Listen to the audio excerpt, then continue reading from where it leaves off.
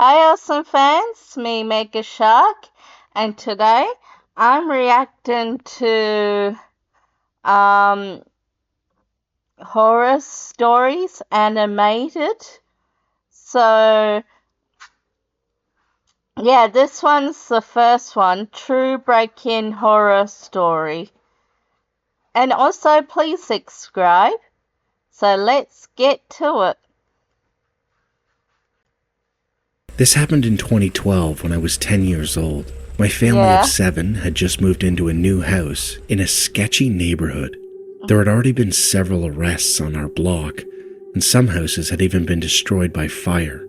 The house itself was old, very old. The basement looked like something out of the Italian catacombs.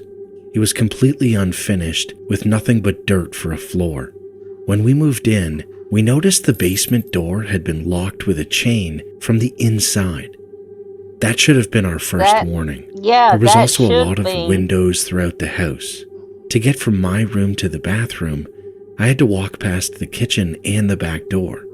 Anyone who grew up in a rough area knows how unsettling it is to walk past uncovered windows at night.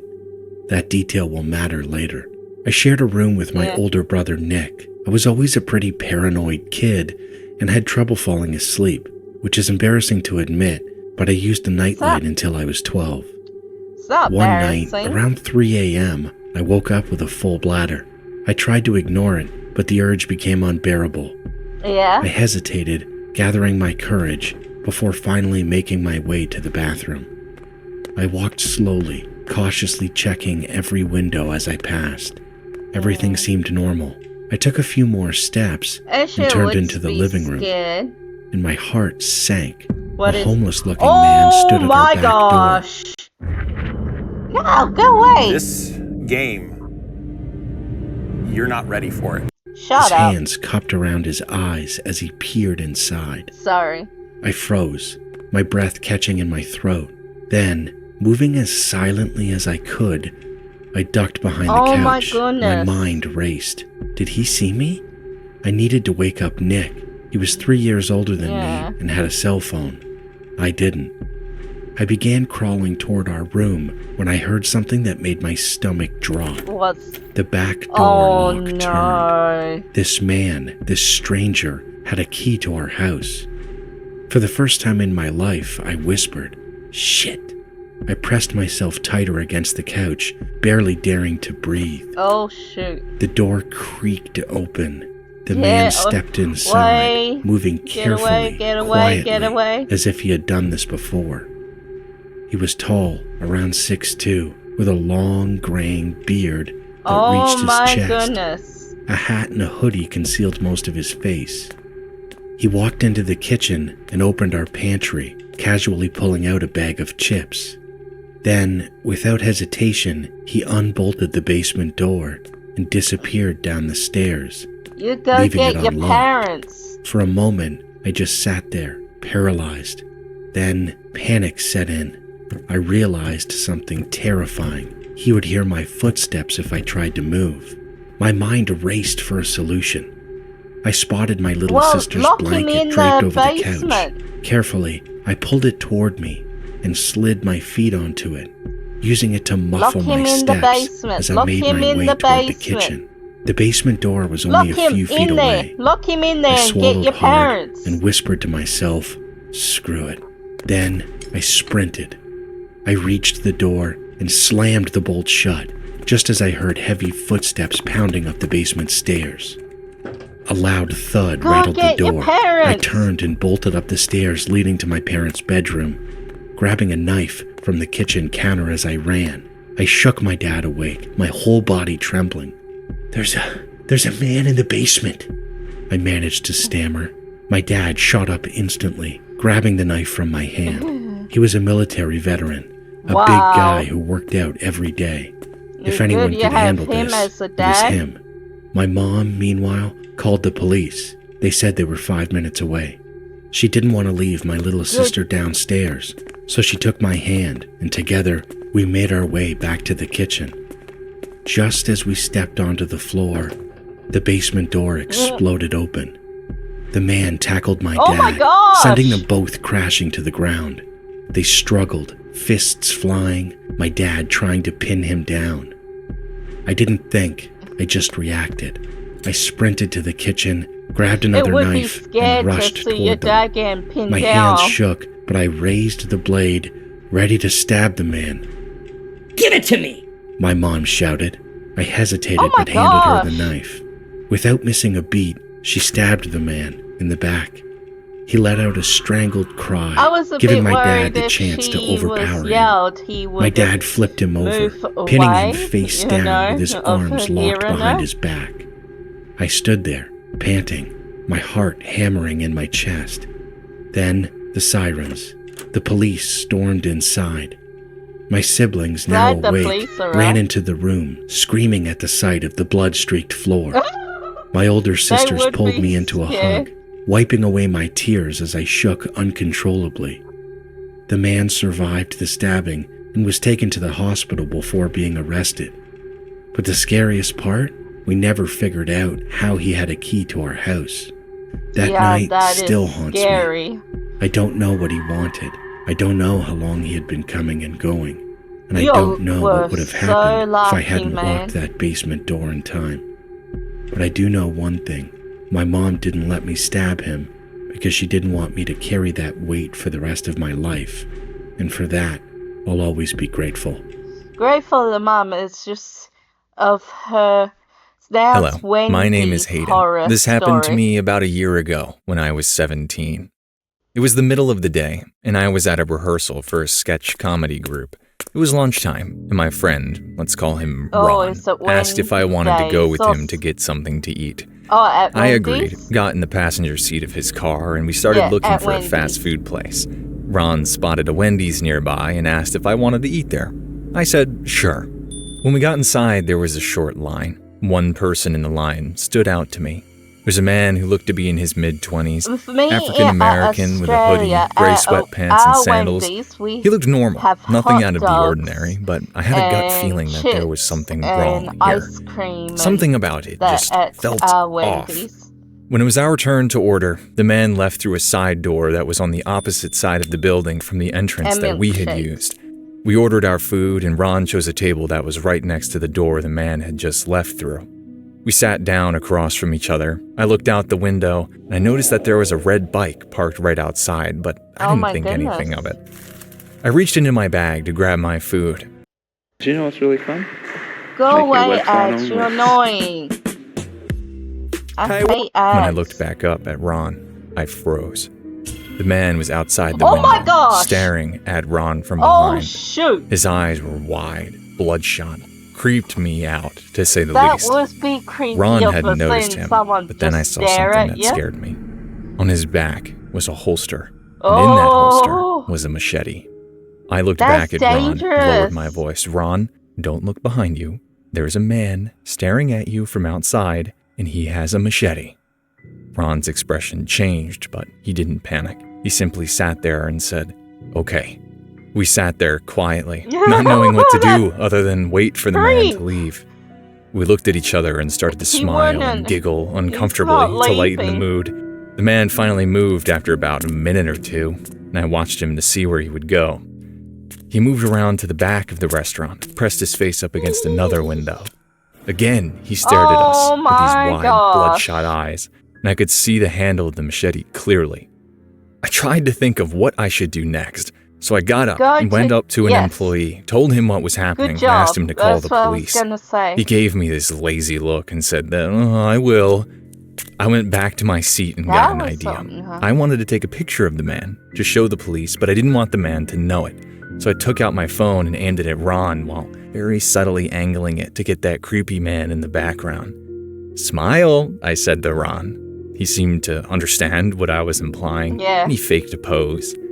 After taking the pictures, I noticed that the few other people in the restaurant still somehow hadn't noticed this man, so I got up and told them. Yes, it's good when they to saw let him, I could tell that they were frightened. They started to talk amongst themselves about what should they do. Yeah. Well, I thought about trying to leave, but with the man outside, I did not want to take that risk, knowing who knows what he would do if we tried to leave. Go to the man bathroom. could also easily come inside Go and to do the bathroom God and knows ring the what. police. And I realized that we were pretty much Go to the trapped. bathroom and ring The the man police. still had his face pressed up against the glass, standing perfectly still, staring at us with these wide, bloodshot eyes. Go to the I soon realized that the worker had never actually the called the police, because if he had, they would have been there by that time. So I got annoyed and decided to take things into my own hands. I took out my phone again and I dialed 911. As soon as I did, the man moved. My heart dropped. The man started to circle his way back around to the side door next to our table. I thought that he was going to come inside. Instead, luckily, he got on that bike that was parked right outside our window, and he rode away. I watched as he rode behind another building, and I breathed this sigh of relief. Ron got the restaurant manager while I described what the man looked like to the police. He told me that they would look for him, but they probably wouldn't be able to charge him with anything since he technically hadn't really committed any crimes. All they could do was ban him from the location. The police told us to stay put until they called back, so Ron and I sat down back at our table to finish our meal. And while we were eating, I was obviously afraid that the man would come back, but luckily he never did. We saw police in their cars outside searching for him. When the police finally called back, they told me that they couldn't find anyone who fit the description I gave them, but they were sure it was safe to leave. So I thanked them and hung up. When we finished our food, we carefully stepped outside and looked around to make sure that the man was truly gone. And then we dashed for the car, drove back to theater practice. I had to call our director and explain why we were 30 minutes late. When we got back, Ron and I had a good laugh about it with our friends about the experience, but I'm 18 now and the man has still never been caught. Ron and I still like to talk about the story from time to time. We think that he was definitely some sort of mentally ill, and I'm pretty sure that he was on some sort of drugs since his eyes were so bloodshot. I try to think of logical reasons for why he could possibly have a machete. Like, maybe he was a gardener or something, but that really still wouldn't explain his weird behavior. I'm sure he didn't have any good intentions, and I'm glad the series of events ended up playing out the way that it did. Because things could have ended up much worse. Yep. Now the abandoned I grew up in the house. Philippines, and as a kid, I was always climbing tall trees, getting into mischief, and running around the countryside. That wild, curious energy pretty much defined my childhood. I was about 10 years old, just lounging in my room, bored and restless. Then something outside caught my eye. There was a rambutan tree, its bright red fruit ripe and ready to be picked. The tree stood next to an old set of ruins near my house, a place we were always told to stay away from, but never really listened. I climbed up the rambutan tree, completely focused on my prize. I sat on one of the branches and started eating, with sweet juice dripping down my chin.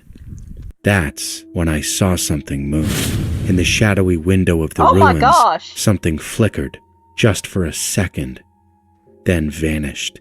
I rubbed my eyes, thinking I was seeing things. That place had been abandoned for years. No one lived there. No one could live there. As I was finishing my first piece of fruit, it happened again. Only this time, it didn't vanish. It stopped, and it stared back at me. Two figures were standing in the broken window. They were humanoid, but not quite.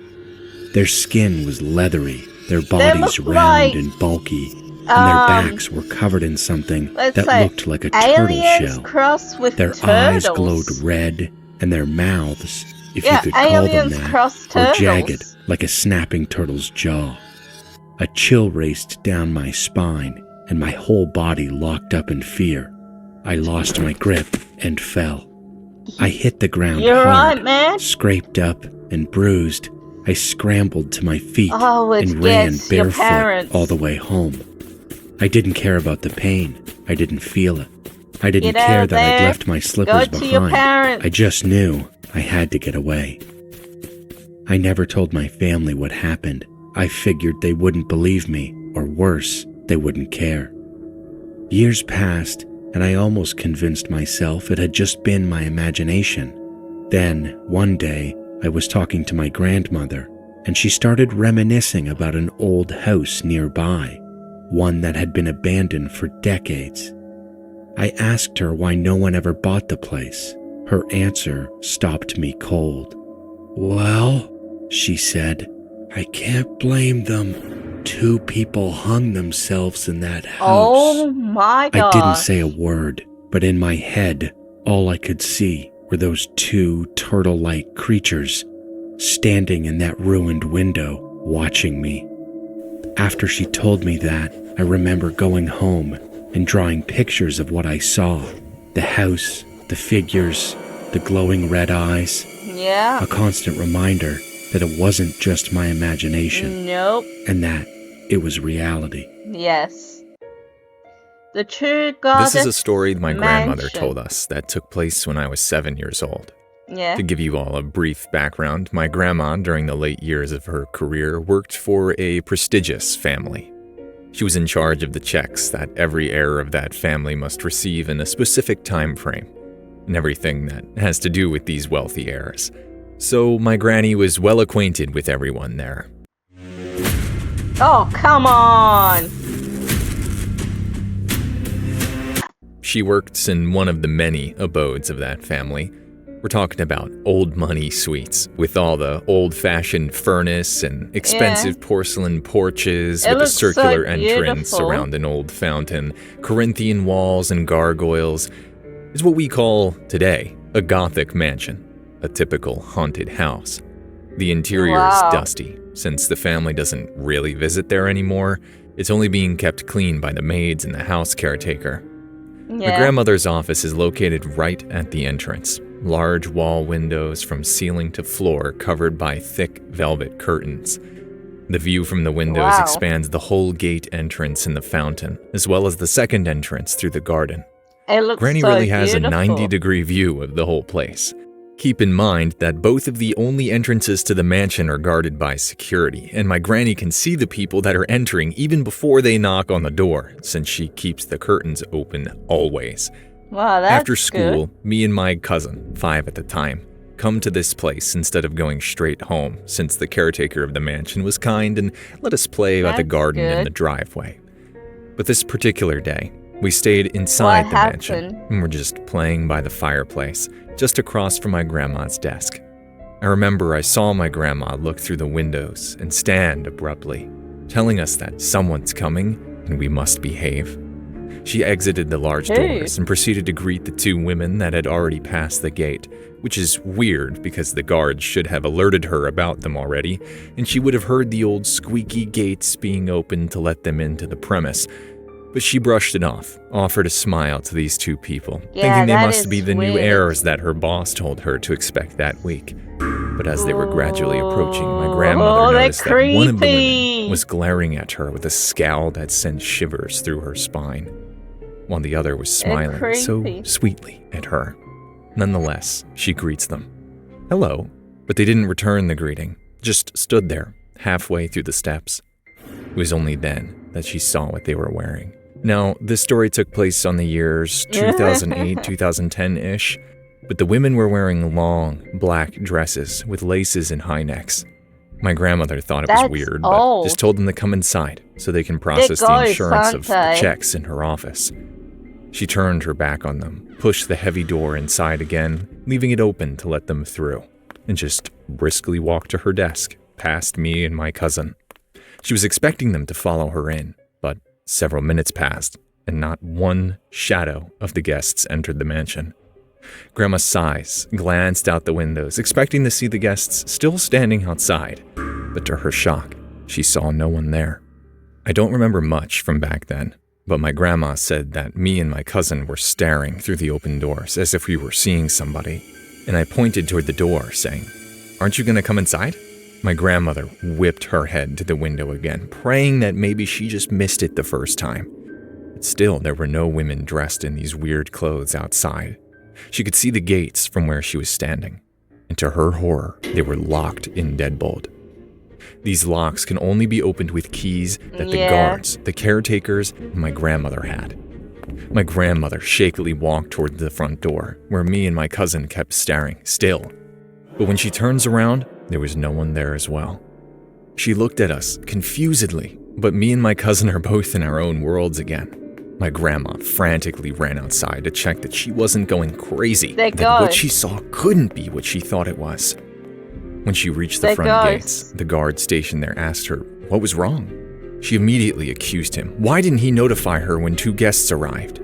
The guard looked at her in confusion and told her no one had come the whole afternoon. The gate had been locked since the morning when she arrived. She paled, told him about the encounter, reasoning that maybe they entered through the second entrance around the garden. But the guard insisted that that's impossible since the gate hasn't been used forever. It's been sealed shut. My grandmother, now lightheaded, called her other office mate to come to the office immediately because she felt sick to her stomach. She doesn't want to admit it yet. And when her office mate comes unbothered, carrying 2 large boxes and sees how pale my grandmother was, she asks worriedly if she needs someone to drop us off at home because my grandma did not look good. But my grandma told me she's fine, asked what was in the boxes. The office mate told her that it was some old albums that their boss gave them to dispose of in the old mansion, and some trinkets that are deemed useless to this wealthy family. They browsed the old albums together, me and my cousin included. It was full of these black and white pictures dated early 1900s. Wow. But when we opened one of the albums, my grandmother shook violently. Moving home? Don't do it alone. Downsizing? No compromising. Need some... Started muttering curses and prayers. When her coworker asked her, what is wrong? She told her the incident a while ago and said, that's them. In one of the old pictures dated 1912, 2 women arm in arm, one smiling, one frowning, dressed in exactly those long black dresses. Same. But what made my grandma absolutely lose it was when my cousin giggled beside me and pointed to the girls, saying, they have feet here! They were missing them a while ago. Eesh. The Slender Man. This story happened to me back in Slender 2014 when I was in 4th grade. Back in the day, all of my classmates and I used to talk about this fictional horror character called Slender Man. You might be familiar. Yes, He I know appeared him. in some of the horror movies that were made at the time, so everyone at school knew about him. Anyway, one night I was sleeping alone in my room when I had this nightmare about Slender Man. In the dream, I was at the local aquatic center getting ready for my swimming lessons. Then I saw Slender Man standing in the middle of the hallway between the locker rooms, just looking at me. He started chasing me. I ran as fast as I could in the dream. This is not scary. And woke up just before he could touch me. Unfortunately, the story doesn't end there. I like Slender I ran Man. to my parents' bedroom with my heart beating like crazy. I told them about this bad dream and asked if I could sleep near them. My parents agreed and let me sleep in the middle of their room. I think it was about 30 minutes before I woke up to this loud noise. My dad woke up too and figured out that the house's fire alarm had been going off for about a minute. That's My not parents a checked fire around alarm. the That house, sounds searching like for any signs of fire, but there was nothing wrong. So at this point, I was something really else. scared. But my parents went back to sleep, and eventually, so did I.